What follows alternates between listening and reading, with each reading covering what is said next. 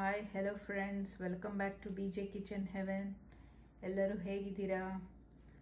ಎಲ್ಲರೂ ಚೆನ್ನಾಗಿದ್ದೀರಾ ಅಂತ ಅಂದ್ಕೊಂಡಿದ್ದೀನಿ. ಇವತ್ತು ನುಗ್ಗೆಕಾಯಿ ಫ್ರೈ ಮಾಡ್ತಾಯಿದ್ದೀನಿ. ಸೊ ನೋಡೋಣ ಬನ್ನಿ ಏನೆಲ್ಲ ಇಂಗ್ರೀಡಿಯೆಂಟ್ಸ್ ತೊಗೊಂಡಿದ್ದೀನಿ ಅಂತ. ಸೊ ನಾನಿಲ್ಲಿ 2 ನುಗ್ಗೆಕಾಯಿ ತೊಗೊಂಡಿದ್ದೀನಿ. ಆಮೇಲೆ 2 ಈರುಳ್ಳಿನ ಉದ್ದುದಾಗಿ ಕಟ್ ಮಾಡಿ ಇಟ್ಕೊಂಡಿದ್ದೀನಿ. ಆಮೇಲೆ 2 ಟೊಮೆಟೊನ ಸಣ್ಣದಾಗಿ ಹೆಚ್ಚಿಟ್ಕೊಂಡಿದ್ದೀನಿ. ಒಗ್ಗರಣೆಗೆ ಸ್ವಲ್ಪ ಜಿಂಜರ್ ಗಾರ್ಲಿಕ್ನ 2 ಜಿಂಜರ್ ಗಾರ್ಲಿಕ್ ಪೇಸ್ಟ್ ತೊಗೊಬೋದು. ನಾನಿಲ್ಲಿ ಸಣ್ಣದಾಗಿ ಕಟ್ ಮಾಡಿ ಇಟ್ಕೊಂಡಿದ್ದೀನಿ. 1-2 ಹಸಿಮೆಣಸಿನ್ಕಾಯಿ, ಒಂದು ಸ್ವಲ್ಪ ಕರ್ಬೇವಿನ ಸೊಪ್ಪು, ಇದು ಒಗ್ಗರಣೆಗೆ ತೊಗೊಳೋಣ. ಆಮೇಲೆ ಖಾರದ ಪುಡಿ, ಒಂದು ಸ್ವಲ್ಪ ಅರಿಶಿಣದ ಪುಡಿ, ಧನಿಯಾ ಪುಡಿ, ಆಮೇಲೆ ಗರಂ ಮಸಾಲ, ಉಪ್ಪು. ಸೊ ಬನ್ನಿ ನೋಡೋಣ ಹೇಗೆ ಮಾಡೋದು ಅಂತ.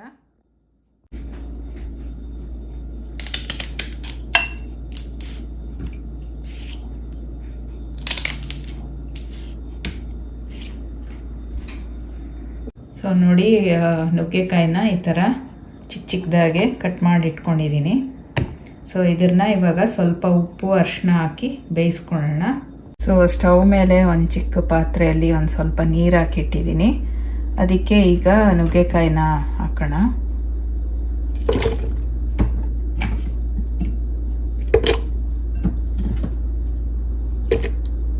ಅದಕ್ಕೊಂದು ಸ್ವಲ್ಪ ಉಪ್ಪು ಹಾಕ್ತಾ ಇದ್ದೀನಿ.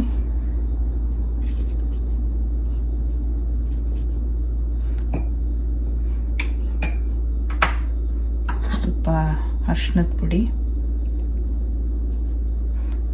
ಸೊ ಇವಾಗ ಇದು ಸ್ವಲ್ಪ ಬೇಯಲಿ ಚೆನ್ನಾಗೆ, ಅಂದರೆ ತುಂಬಾ ಬೇಯೋದು ಬೇಡ, ಮುಕ್ಕಾಲು ಬೆಂದರೆ ಸಾಕು. ಸೊ ಈಗ ಇದರದ್ದು ಮುಚ್ಚಳ ಮುಚ್ಚಿ ಅದನ್ನು ಬೇಯಕ್ಕೆ ಬಿಡೋಣ. ಸೊ ಈಗ ಒಂದು 10-15 ನಿಮಿಷ ಆಗಿದೆ, ನೋಡೋಣ ಬನ್ನಿ.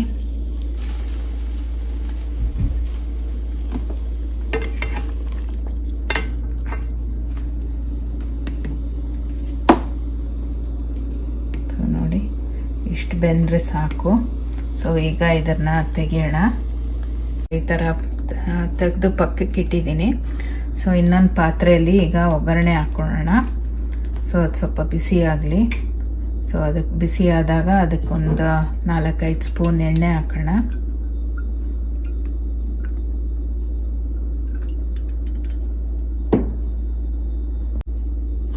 ಸೊ ಎಣ್ಣೆ ಬಿಸಿ ಆಗಿದೆ, ಇದಕ್ಕೊಂದು ಸ್ವಲ್ಪ ಸಾಸಿವೆ ಹಾಕ್ತಾ ಇದ್ದೀನಿ.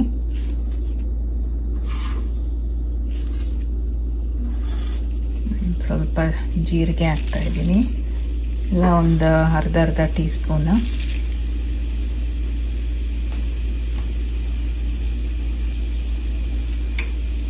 ಸೊ ಕರಿಬೇವಿನ ಸೊಪ್ಪು ಹಾಕ್ತಾ ಇದ್ದೀನಿ.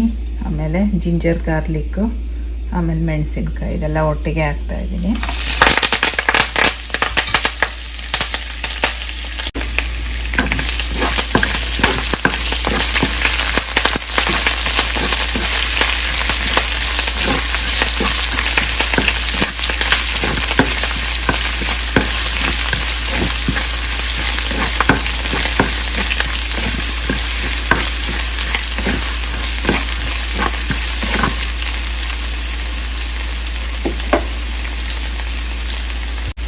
ಈಗ ಈರುಳ್ಳಿ ಆ್ಯಡ್ ಮಾಡೋಣ.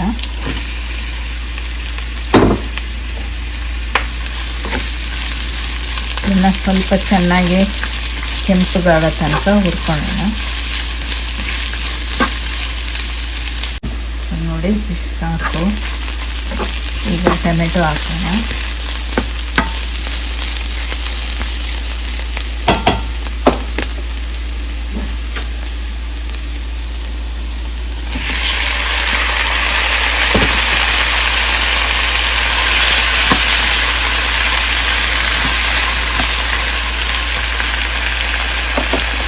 ಒಂದು ಸ್ವಲ್ಪ ಉಪ್ಪು ಹಾಕ್ತಾ ಇದ್ದೀನಿ. ಉಪ್ಪು ಹಾಕಿದ್ರೆ ಬೇಗ ಸಾಫ್ಟ್ ಆಗುತ್ತೆ. ಸ್ವಲ್ಪ ಅರಿಶಿಣದ ಪುಡಿನ ಒಂದು ಅರ್ಧ ಟೀ ಸ್ಪೂನ್ ಅಷ್ಟು, 1/4 ಟೀ ಸ್ಪೂನ್ ಹಾಕ್ತಾ ಇದ್ದೀನಿ. ಸೊ ಇದನ್ನು ಚೆನ್ನಾಗಿ ಮಿಕ್ಸ್ ಮಾಡೋಣ.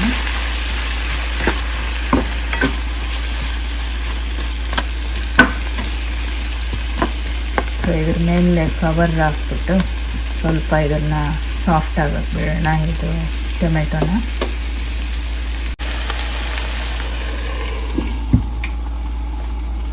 ಉರಿನ ಬೇಕಾದರೆ ಸ್ವಲ್ಪ ಕಮ್ಮಿ ಇಟ್ಕೊಬೋದು. ಸೊ ಈಗ ನೋಡೋಣ, ಟೊಮೆಟೊ ಸಾಫ್ಟ್ ಆಗಿರುತ್ತೆ.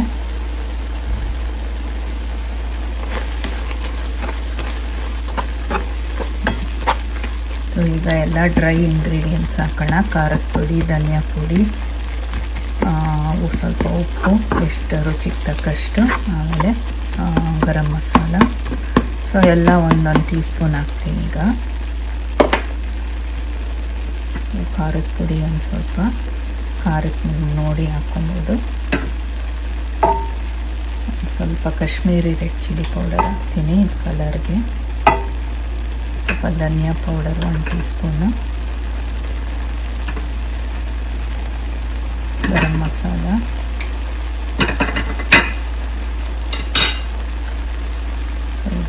ಸ್ವಲ್ಪ ಹಾಕ್ತಾ ಇದ್ದೀನಿ. ಆಮೇಲೆ ನೋಡಿ ಹಾಕ್ಕೊಬೋದು. ಸೊ ಇದನ್ನೆಲ್ಲ ಚೆನ್ನಾಗಿ ಒಂದು ಮಿಕ್ಸ್ ಕೊಡೋಣ.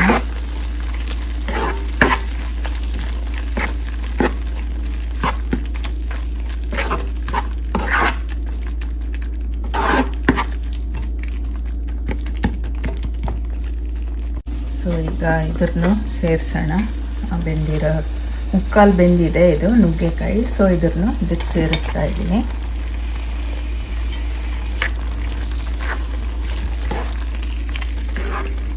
ಸೊ ನಿಧಾನಕ್ಕೆ ತಿರುಗಿಸ್ಕೊಳ್ಳೋಣ, ಅಂದರೆ ಅದೆಲ್ಲ ಬಿಟ್ಕೊಳುತ್ತೆ. ಅದಕ್ಕೆ ತುಂಬ ಬೇಯಿಸೋಕ್ಕೆ ಹೋಗಬಾರ್ದು. ಮುಕ್ಕಾಲು ಬೆಂದಿದ್ರೆ ಸಾಕು, ಯಾಕಂದರೆ ಈ ಮಸಾಲೆಯಲ್ಲೂ ಅದು ಸ್ವಲ್ಪ ಬೇಯುತ್ತೆ.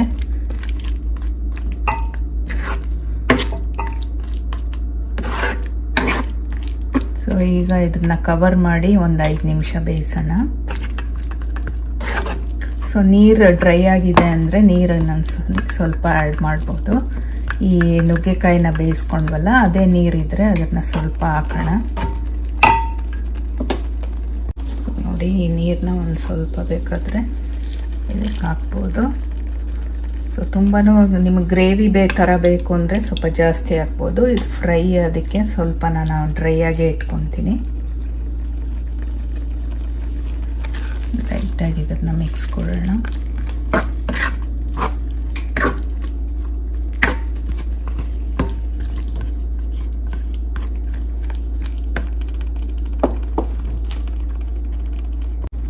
ಒಂದು 1 ನಿಮಿಷ ಇದನ್ನು ಮುಚ್ಚಿಬಿಟ್ಟು ಲಿಡ್ ಕವರ್ ಮಾಡಿ ಕಮ್ಮಿ ಉರಿಯಲ್ಲಿ ಲೋವಲ್ಲಿ ಇಟ್ಕೊಂಡು 1 ನಿಮಿಷ ಅದು ಮಸಾಲೆ ಜೊತೆಗೆ ಬೇಯಲಿ. ಸೊ ಈಗ ಒಂದು 2-3 ನಿಮಿಷ ಆಗಿದೆ, ತೆಗಿಯೋಣ, ನೋಡೋಣ. ಸೊ ಇದನ್ನು ಹೀಗೆ ಓಪನ್ ಕವರ್ ಮಾಡ್ದಿರಾ ಇನ್ನೊಂದು ನಿಮಿಷ ಸ್ವಲ್ಪ ಡ್ರೈ ಆಗಕ್ಕೆ ಬಿಡೋಣ.